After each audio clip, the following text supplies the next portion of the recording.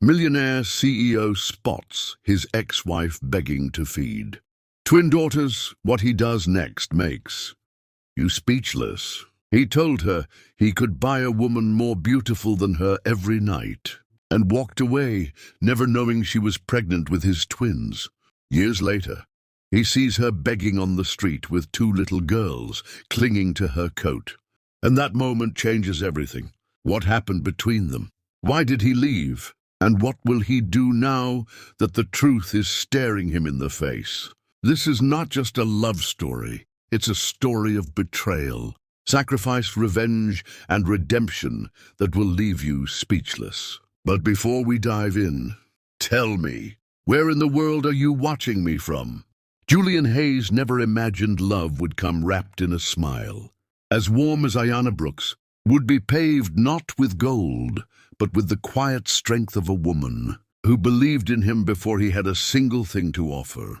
He was a white man from the outskirts of Philadelphia, rough-edged and burdened by ambition too heavy for his thin wallet. Ayanna, a beautiful black woman with midnight skin and eyes that spoke volumes without a word, met him at a community job fair when he was clutching a half-finished resume and a cracked phone. She was there as a volunteer, guiding job seekers, but something in his crooked grin and uncertain energy made her pause. That pause turned into coffee into long walks, and long walks into nights where two souls clung to each other like lifelines. They rented a one-bedroom apartment above a noisy corner store where the heat barely worked, and their ceiling leaked during every rainstorm. Julian spent his days flipping burgers, stacking boxes, and pitching terrible business ideas to uninterested investors. At night, he scribbled notes about mint-based skincare while Ayanna sat nearby, massaging her sore feet after her shift at the coffee shop, offering advice with her soft voice and sharp mind. She believed in his ideas more than he did, never mocking his dreams, even when they sounded impossible. She packed his lunches, washed his clothes by hand when the laundromat ate their last quarters, and still showed up to her job every evening with a smile that made customers leave tips they couldn't afford. Every night she came home smelling like roasted beans and exhaustion, but she never complained. When they couldn't pay the gas bill, she lit candles and called it romantic. When he missed a freelance check and they had to share one meal between them, she pretended she wasn't hungry. And when he sat in the dark, doubting himself, she curled next to him and whispered, "I didn't fall in love with who you are. I fell in love with who you're becoming." Her faith was relentless. She printed his business proposals at the library, waited in DMV lines for his license renewal, and even stood beside him when his first 3 business partners ran off with his ideas and left him with debt. She never once said, "I told you so." When Julian broke down one night, saying he was nothing, Ayanna grabbed his face, looked him dead in the eye, and said, "You're everything. You just don't see it yet." On weekends, when most people their age went out, they stayed in, talking about futures that felt distant but beautiful. She told him about her dream of owning a bookstore cafe, a safe space where women could sip tea and read without being bothered. He promised to build it for her someday. Once his dream took off, they shared birthdays with grocery store cupcakes, anniversaries with handwritten notes, and love with a kind of raw honesty that most couples never tasted. Ayanna wasn't just his lover. She was his backbone, his strategist, his midnight calm. Even when she worked double shifts and still came home to clean their space before resting, she never made him feel small for chasing something bigger. When he finally sold his first product sample, a tiny mint balm he handcrafted in their moldy kitchen, she cried harder than he did. That night he held her longer than usual, realizing just how much of his dream was stitched into the fabric of her sacrifices. She wasn't just standing beside him, she had carried him. And yet, Julian never fully understood the weight she bore in silence. The nights she wept in the shower, hiding her tears behind steam. The mornings she woke up early to iron his only good shirt before her shift. the rejection she faced from friends who asked why she was wasting her beauty and intelligence on a man with no future. But Diana never saw Julian as broken. She saw him as becoming. And she loved him not for what he had, but for what he gave: hope, ambition, fire. Their love was not glamorous. It was built in borrowed time and unpaid bills, in small victories and invisible scars, in shared pain and stubborn hope. And in those moments, when their stomachs growled but their hands stayed locked, when failure knocked but they opened the door together, something unshakable grew between them. Julian didn't know it then, but he was rich already. He just hadn't earned it yet. The day Julian's mint-infused skincare brand was picked up by a luxury retailer, the air around him shifted. Suddenly his phone wouldn't stop ringing. His email overflowed with offers, and people who once dismissed his ideas now begged for a seat at his table. Investors praised his vision. Influencers gushed over his aesthetic. When magazine covers began to feature his name beside words like genius and mogul. The humble apartment he once shared with Ayana was replaced with a penthouse in the city skyline, and with each passing day, he grew more intoxicated by the world he had once only dreamed of. Custom suits replaced thrift store jackets, and champagne poured more frequently than coffee. But with every new accolade, a piece of his humility vanished. The laughter that once came from shared poverty was now drowned out by the clink of designer glasses in soulless parties. Ayana, the woman who had fed him faith and fought beside him, began to feel invisible in the very world she had helped him build. Her voice, once a compass, was now a background murmur he ignored in boardrooms and black tie events. When she reminded him to rest, he scoffed.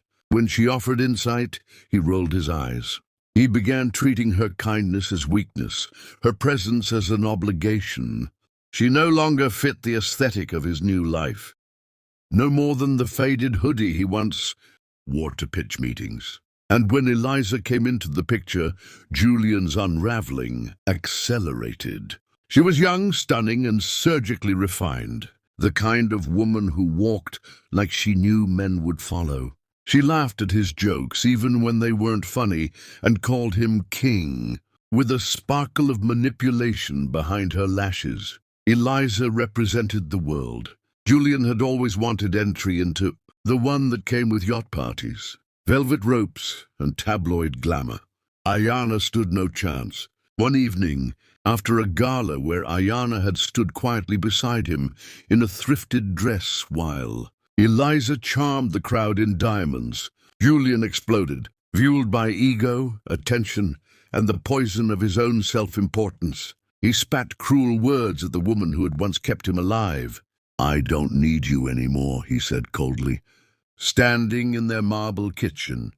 "I could buy a different woman every night. Better ones, younger, richer, whiter." Ayana didn't cry, not then. She stared at him in stunned silence, her heart splitting in ways no scream could express.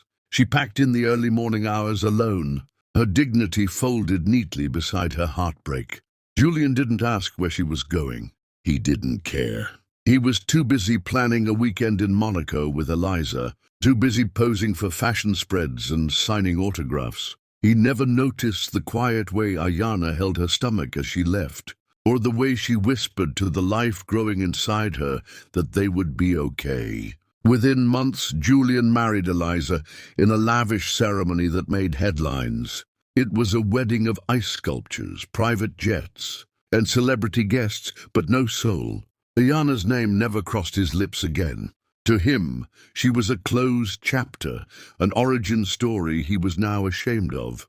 But beneath the glitter and applause, something within Julian began to wither. His laughter became forced. His joy felt rehearsed. The empire he built was real, but the warmth that once fueled him was gone. And though he didn't realize it yet, the greatest cost of his success wasn't measured in dollars or headlines. It was the woman he had discarded, and the daughters he never knew he left behind.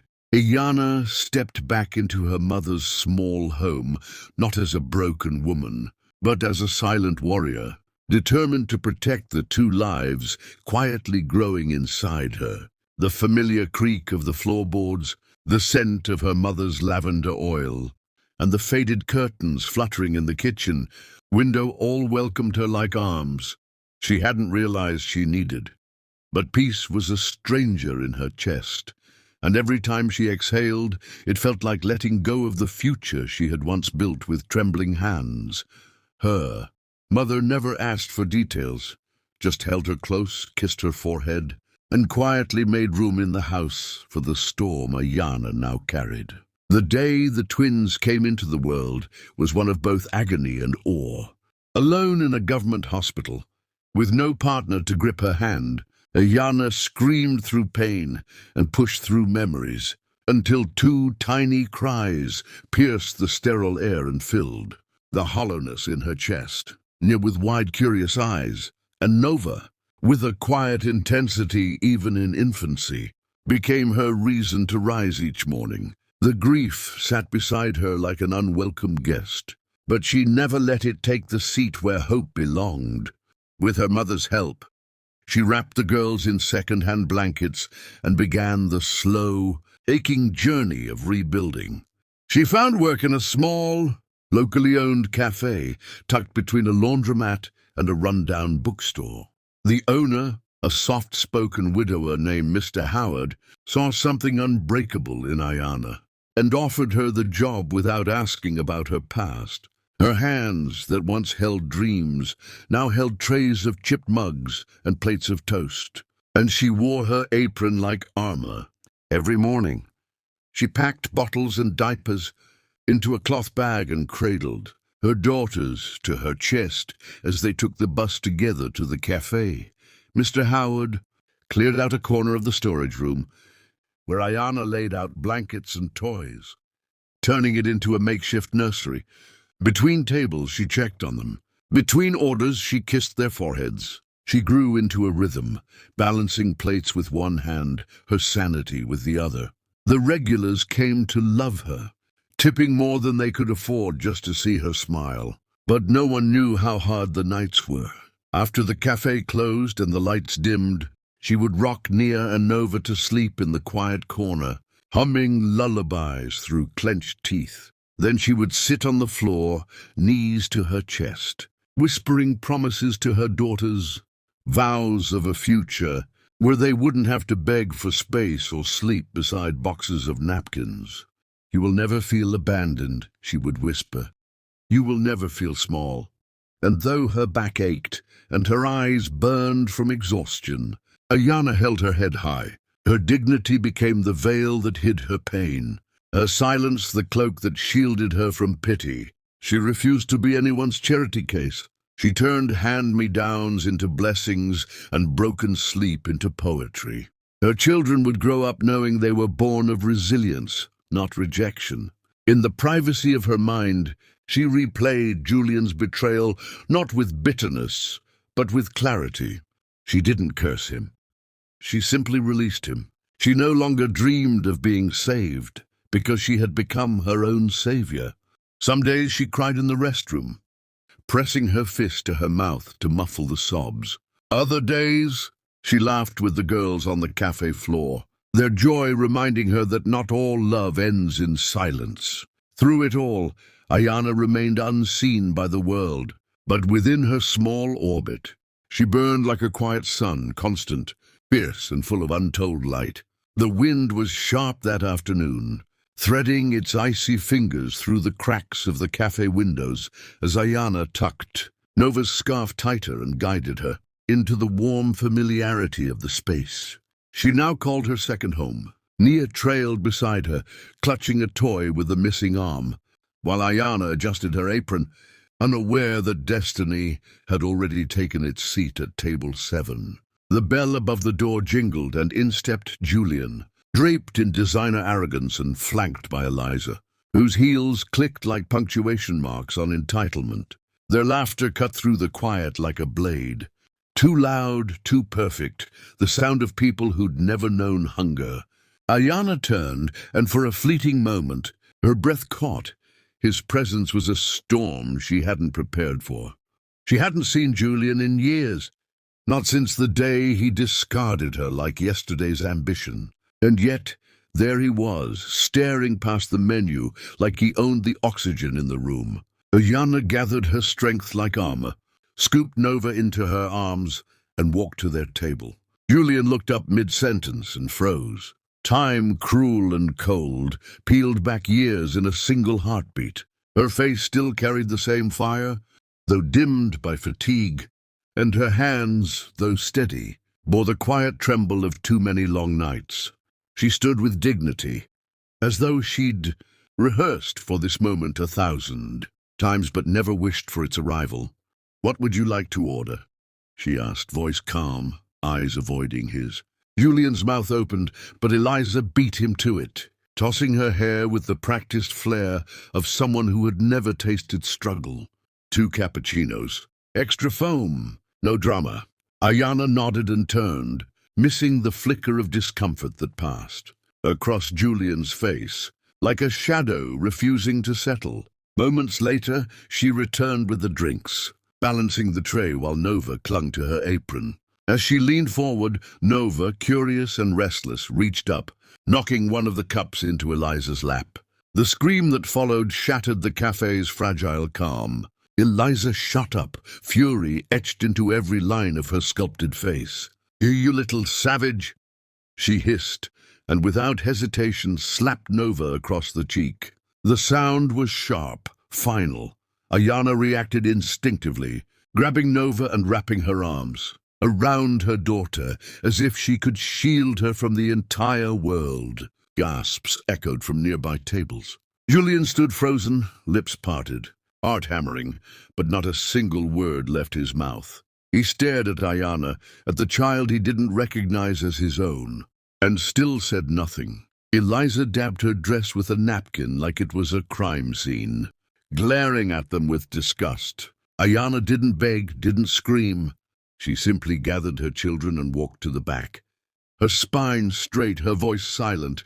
That evening, after the cafe had emptied and the sky bled orange through the windows, Mr. Howard called her into his office, his eyes heavy with guilt. "She threatened to go public," he said quietly. "I can't afford bad press." Ayanna nodded slowly. She didn't cry. She packed her daughter's things and stepped out into the biting air, holding one child in each arm, and her pride somewhere deep beneath the ache. She didn't tell them what had happened. She just smiled weakly and whispered, "We'll figure it out." As they walked the familiar streets home, her boots worn thin and her soul bruised, she felt the weight of injustice pressing on her shoulders. But she never let it reach her daughters' hearts. They deserved a mother who stayed strong, even when the world struck without mercy. And Julian once again had vanished into silence. The streets glistened with the kind of rain that clung to broken pavement and forgotten corners of the city, the kind of cold that seeped into bones and memory alike. Julian barely noticed the soft jazz playing in the luxury car as Eliza scrolled through her phone, complaining about her ruined heels and her ruined week. His fingers tightened around the steering wheel as they drove deeper into a poorer district, Ojidaya, detour caused by closed roads and dying daylight. He hadn't set foot in this part of town since the days when ambition lived in his veins, more than money did. As the car slowed at a red light beneath a flickering street lamp, his gaze drifted half out of boredom, half out of old habit, and then his world stopped. There, hunched near a graffiti-tagged wall, was a woman kneeling on damp concrete, holding out trembling hands to strangers who passed too quickly. Her coat was too thin for the wind, and beside her stood 2 little girls, one rubbing her eyes, the other trying to keep her sister warm. And then he saw her face, Ayanna, the woman he had once loved so fiercely, he thought. She was made of the same fire that forged his dreams. Now she looked like someone fading, not from age, but from exhaustion and the brutal erosion of dignity. Her eyes, once proud and full of sunlight, were empty hollows lit only by maternal instinct. She wasn't begging for herself. She was begging to feed her daughters, his daughters, and they had his eyes. Something deep and unspoken cracked in Julian's chest. It wasn't guilt. It was grief. For who he used to be, for what he threw away, for the love he mistook as ordinary until he replaced it with gold-plated lies. "Look at that mess," Eliza muttered with a dry laugh, snapping a photo like it was a joke. "People like that really bring down the view." Her voice sounded foreign, hollow, poisoned with vanity. Julian didn't speak, at first. But then the sound of her laughter lanced through his ears like glass, and rage surged forward, not wild but surgical. "Shut up," he hissed, his voice sharp and cutting. Eliza blinked, stunned. "What did you just say to me?" "I said shut up," he roared, pulling the car over so violently it jerked her against the door. He flung it into park, his eyes not leaving Ayana and the girls, who hadn't even noticed the luxury car beside them. His chest rose and fell like a man drowning above water. The light changed, horns honked, but he didn't move, didn't breathe, didn't blink. Eliza touched his arm, confused, but he shrugged her off like a memory he no longer wanted. That night, back at the mansion, if it could still be called a home, Julian couldn't sit still. The velvet couches, the marble countertops, the gold faucets, all of it glared back at him, accusing. His footsteps echoed too loud in the silence. The wine tasted sour.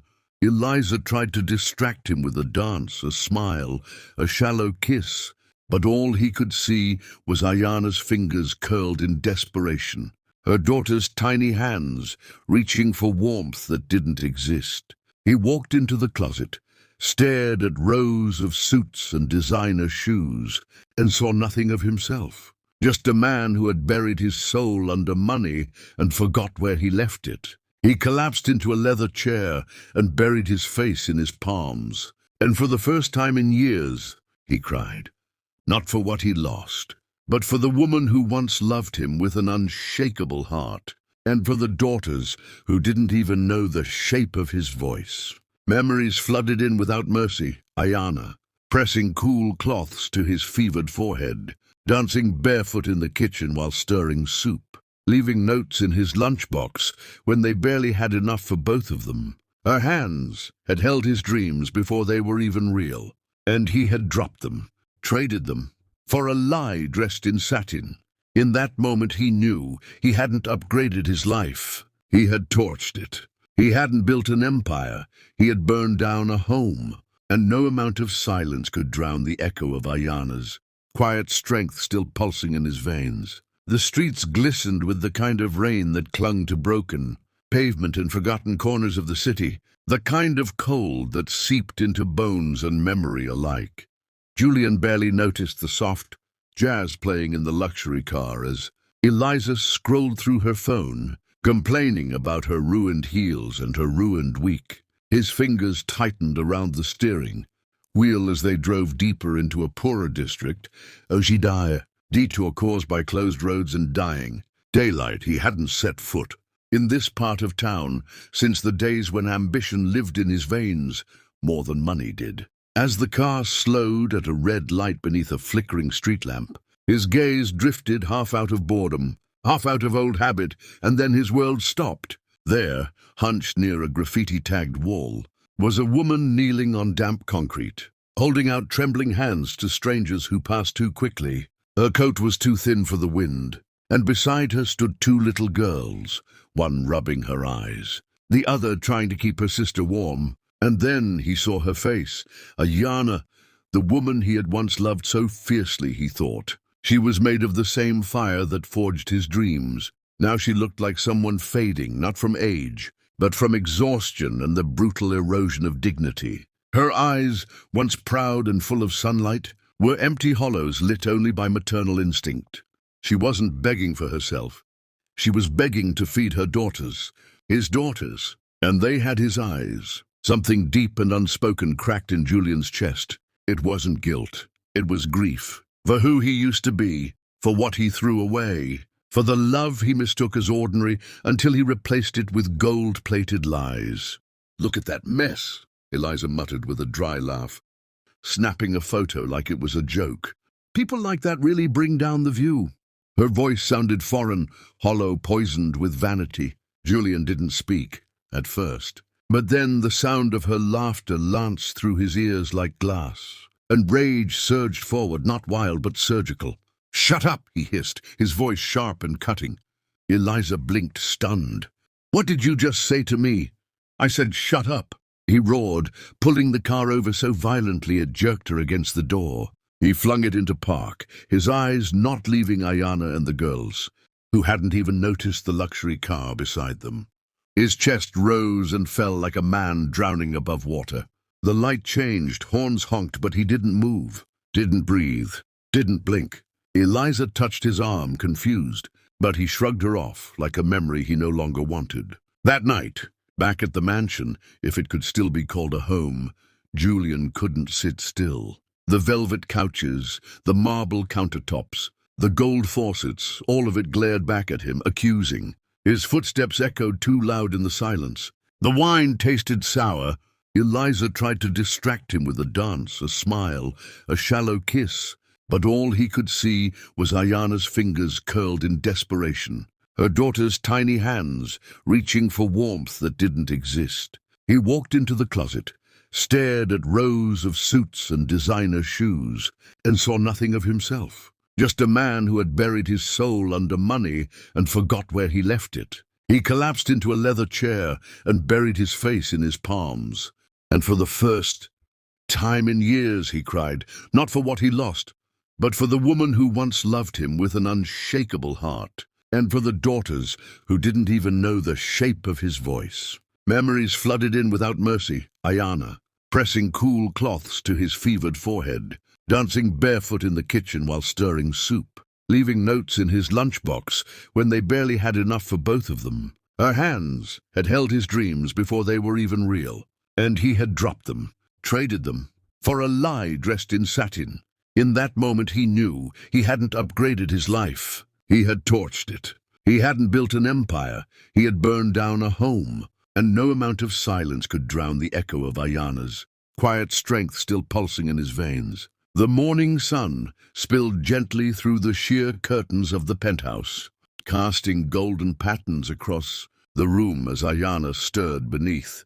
The warmth of the blanket, her hand resting instinctively on the empty side of the bed. She sat up slowly, the events of the night before humming quietly in her bones, not just the intimacy, but the peace, the long-awaited safety in being truly seen again. Beside her on the pillow lay a folded piece of parchment paper, creased with care. It wasn't typed, it wasn't embossed in wealth. It was Julian's handwriting, raw and slightly shaky, like the words had been pulled straight from his soul. She opened it and began to read, her breath catching with each line. It wasn't a plea for love or a list of excuses. It was a map, his plan to build, not repair. He wrote of a trust fund for the twins, secured with legal clarity to ensure their futures were never again tied to anyone's whims. He spoke of offering her equity in his company, not out of guilt, but because she had once believed in him when the world hadn't, and that faith deserved a return. Most moving of all, he detailed her dream, the little bookstore, cafe she once spoke of in passing, during sleepless nights, full of crumpled bills and hope. "I want to help you build a haven," he wrote, "where mothers like you don't have to choose between survival and dignity." Ayana clutched the letter to her chest, breath trembling, eyes wet, not from pity, but from the unfamiliar sensation of being prioritized. Days turned into weeks, and Julian didn't disappear this time. He stayed quietly, humbly, consistently. He read the girls' bedtime stories, his voice awkward at first, full of missed words and exaggerated characters that made them laugh uncontrollably. He learned how to braid hair, though he never quite got them even, and burned pancakes regularly while proudly declaring them gourmet. He took them to school, held their hands tightly when crossing streets, and celebrated small victories like spelling bees and scraped knees with the reverence of a man who understood how fragile second chances were. Slowly, brick by emotional brick, Ayana let him in, not because he begged, but because he listened. She watched him with guarded eyes, testing his constancy, waiting for cracks, but instead she found presence, effort, softness. The bookstore cafe came to life like a flower long buried beneath winter frost. Shelves rose against pastel-painted walls. Tables were set with second-hand charm, and a corner held books donated by single mothers with notes of encouragement tucked inside. The opening day arrived beneath a sky so blue it felt like a blessing. The community poured in, laughter and fresh coffee warming the air. Nia and Nova wore matching dresses and greeted guests proudly, announcing, "This is Mummy's place." Julian stood quietly in the back, not at the center, letting Ayana shine. But as the ribbon was cut and applause rang out, he stepped forward, not with arrogance, but with humility carved into every line of his face. Dropping to one knee, not in ceremony, but in reverence, he held up a ring far simpler than the one from years ago, yet infinitely more meaningful. "Ayana," he said, voice steady but eyes glassy, "marry me again. Not because we have to, not because we were once something, but because now I finally understand what it means to deserve you." The world hushed. Ayana stood still for a moment, every version of their past swirling around her like ghosts. Joy, betrayal, pain, hope. She looked down at him, not as a broken man or a billionaire, but as the father of her children, the man who had rebuilt trust brick by sacred brick. The girls clapped, giggling with delight, unaware of the gravity, only feeling the joy in the room. Ayana knelt with him, tears sparkling down her cheeks, and whispered through a trembling smile, "Yes, this time, forever." Around them, the cafe buzzed with life, but in that moment only their little family existed. A home wasn't a place or a mansion. It was this, a bookstore filled with dreams, two little girls wrapped in laughter, and two souls who had wandered far only to find their way back to each other.